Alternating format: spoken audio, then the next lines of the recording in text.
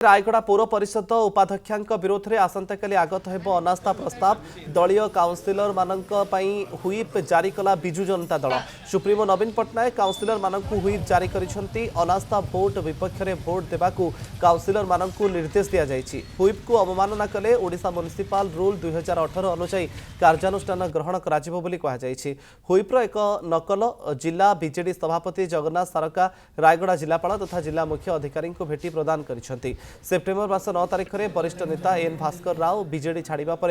12 तारिख पौराध्यक्ष विरोध में आगत होता अनास्था प्रस्ताव। जो माने अनास्था आनी भाइस चेयरमैन विरुद्ध अनास्था आनी विरुद्ध बोले तार एंट्री भोट देवाई ये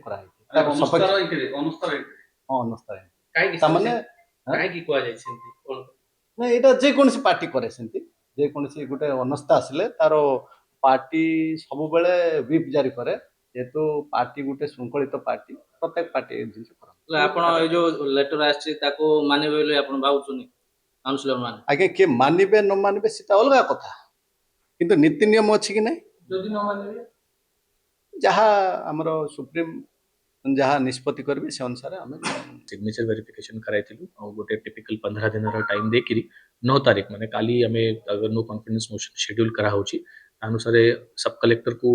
ऑथराइज करा होची। Sub collector Rayagada no confidence motion रो अधिपत्य करके देखिबे वोटिंग रे सब प्रक्रिया अछि और हमरो लॉ एंड ऑर्डर हिसाब रे हमें करूछु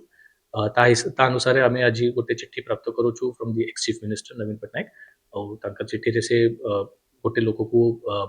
चीफ व्हिप भलिया चिन्हित करूछन्ते कि से माने डायरेक्शन देबे to their parties councillors to remain present not remain present और vote in a particular way जहाँ भी से चाहिए।